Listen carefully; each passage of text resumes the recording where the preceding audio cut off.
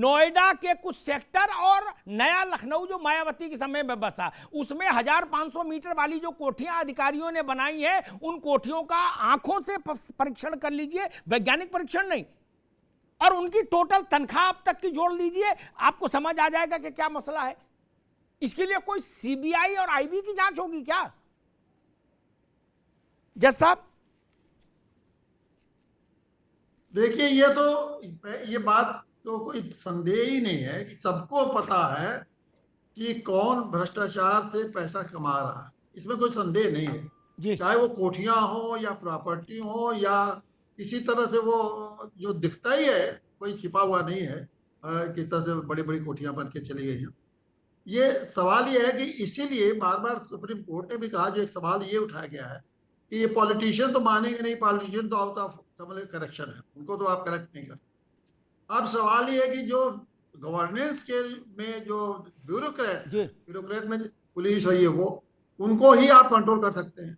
उनको कंट्रोल करने के लिए पूरा एक सिस्टम बना हुआ है, और वो सिस्टम जब बना हुआ है, तो जैसे मायावती उत्तर प्रदेश में थी, तो वो किसी भी फाइल पर दस्तखत नहीं करती, तो बाकी जो लोग भ्रष्टाचार कर रहे हैं वो उससे मुक्त थी। जैसे दिल्ली में हो रहा है, केजरीवाल साहब उसमें किसी में मंत्री है नहीं, कहीं वो किसी फाइल पर दस्तखत करेंगे। अब ये बताइए, पॉलिटिशियन ने एक नया तरीका निकाल दिया है कि हम तो कोई विभाग नहीं रहेंगे, दस्तखत नहीं करेंगे, लेकिन कंट्रोल हमारा ही सब पर रहेगा, बिना उनके पत्ता भी नहीं हिलेगा। तो ये जो तरीके हैं जो नई नहीं हो रही है, तो इसीलिए पॉलिटिशियन से उम्मीद करना कि वो इस सिस्टम में कुछ भी सुधार लाएंगे, ये असंभव है। अब तरीका क्या है? बार बार सुप्रीम कोर्ट कहता है कि ये जो हमारी एजेंसियां हैं, जांच एजेंसी अलग बात, जो प्रिवेंटिव एजेंसियां, देखिए डिस्टिंक्शन करिए, एक तो जांच एजेंसी है जो कि आप अपराध हो जाएगा, पकड़ लेंगे, वो अपना जांच करें, प्रिवेंटिव। लेकिन जांच के पहले भ्रष्टाचार हो रहा है कि नहीं हो रहा है, इसके लिए तमाम एनडीए, करप्शन ब्यूरो, ये वो तमाम एजेंसी बने। उन एजेंसियों को तो आप उनके कंट्रोल से बाहर करिए, पॉलिटिशियन के कंट्रोल के बाहर। पॉलिटिशियन के कंट्रोल के बाहर जैसे आप करेंगे तो वो बताने लगे जी। आप लोकायुक्त की बहुत चर्चा हो रही थी, अब लोकायुक्त के अंदर आपने क्यों नहीं जांच एजेंसी कर देते? कम से कम लोकायुक्त अगर हो जाएगा तो कम से कम वो जांच एजेंसियां जो पता लगाने वाला काम करती हैं कि कौन भ्रष्टाचार कर रहा है, वो सीधे अकाउंटेबल होगा लोकायुक्त के पास, उनको रिपोर्ट करेगा, और लोकायुक्त के पास पावर है, अगर वो जांच एजेंसियां कहती है कि ये भ्रष्टाचार कर रहा है, तो एक प्रॉपर इन्वेस्टिगेशन टीम बना देंगे कि आप जाकर उनके मामले को जांच। वो तो केवल एक खबर ही रहेंगे, खबर करके देते हैं। देखिए अमिताभ, दिखता सब है इस पूरे, क्योंकि पूरा का पूरा तंत्र ही भ्रष्ट है। तो बीच में जब कोई, इसको हम अंग्रेजी में ब्लैक मोल कहते हैं, जब कोई बीच में डिससेटिस्फाइड होता है, असंतुष्ट होता है, वो शिकायत कर देता है, और जैसे ही शिकायत होती है बस उसके दिन वहीं पर समाप्त हो जाते हैं, वो पूरी प्रक्रिया वहीं समाप्त हो जाती है। और एक बात जो मैं बहुत जरूरी करना चाहूंगा कि जब ऐसे अधिकारी सरकारी नौकरी ज्वाइन करते हैं, जिस समय वो ज्वाइन करते हैं, या नेता लोग पॉलिटिक्स को अपना कैरियर चूज करते हैं, तो ऐसा देखा गया है, और ऐसा मानसिकता में आ जाए तो आपको पता लगेगा कि वो इसको बिजनेस की तरह से शुरू करते हैं, वो नौकरी की तरह नहीं लेते। वो एक बिजनेसमैन को ताने देते हैं, अरे तुम क्या कमाओगे जो हम इसमें कमा के ले आएंगे, पर ये भूल जाते हैं कि वो अपना ईमान बेच के कमा रहे हैं, वो कोई सामान बेच के नहीं कमा रहे हैं। दो लाइन मुझे याद आ रही है, आप इजाजत दे तो मैं पढ़ देता हूँ।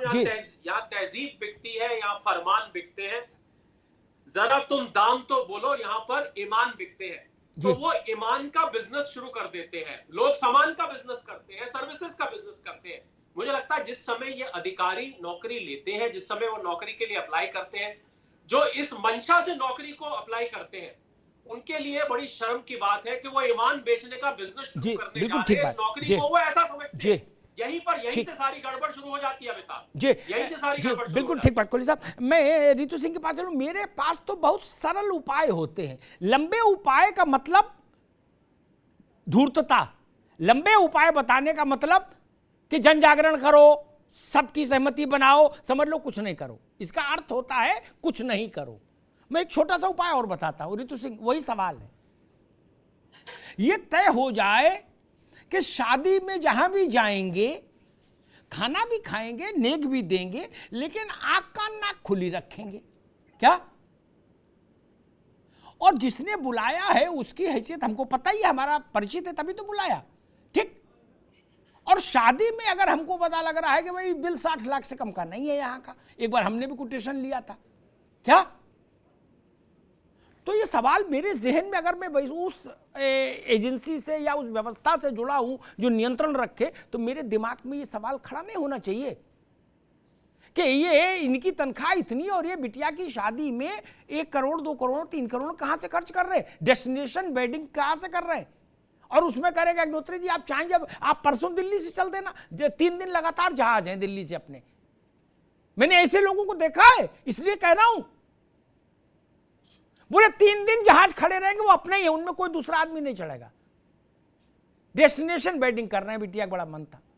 डेस्टिनेशन वेडिंग मुफ्त में होती है रितु सिंह?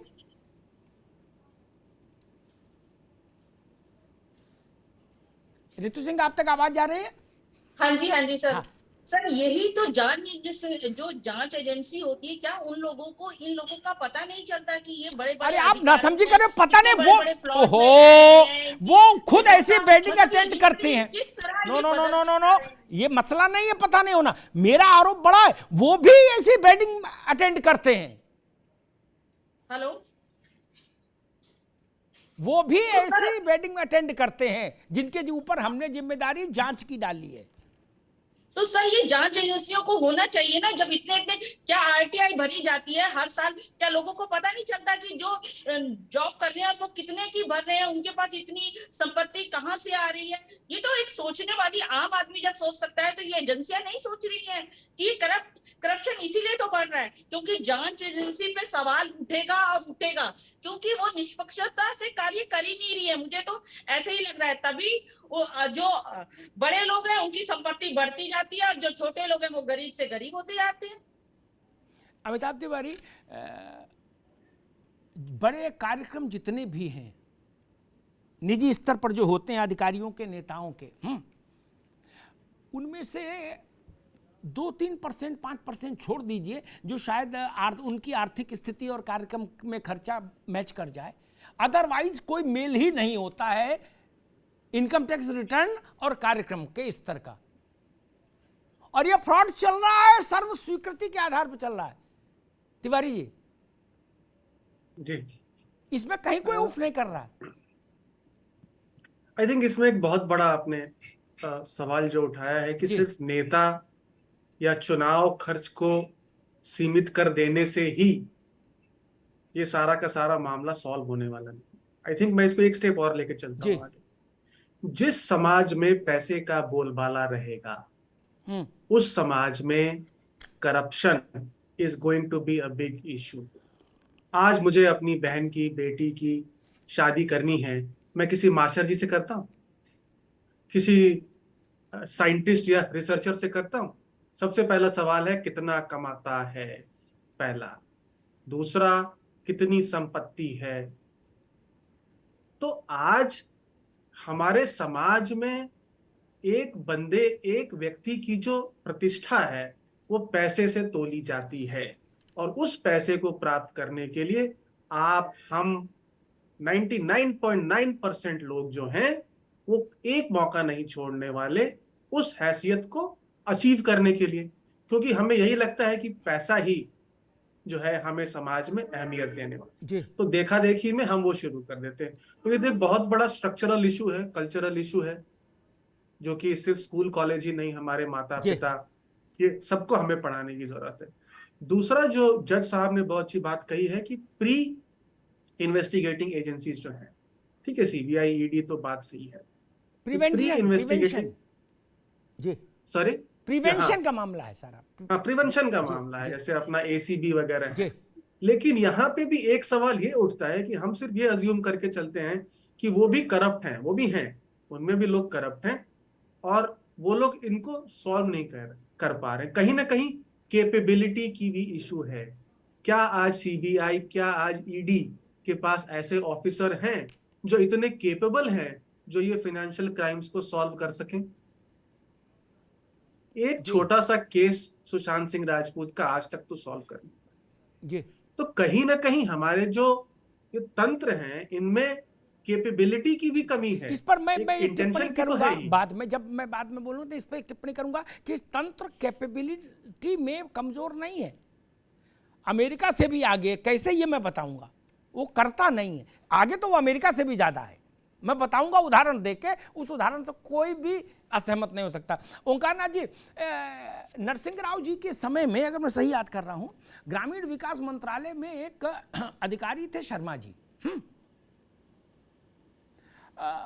उन्होंने एक बार मुझसे सीपी शर्मा, आप नाम तो ध्यान नहीं, सहज भाव में मुझसे कहा कि अग्निहोत्री, पता है आजादी से लेके तब तक, यानी उस वक्त तक, बोले इतना पैसा ग्रामीण सड़कों को शहरी सड़कों से जोड़ने, जिलों से जोड़ने के लिए जा चुका है कि सीमेंट डामर छोड़ो, कोलतार लोहे की सड़क बन जाती।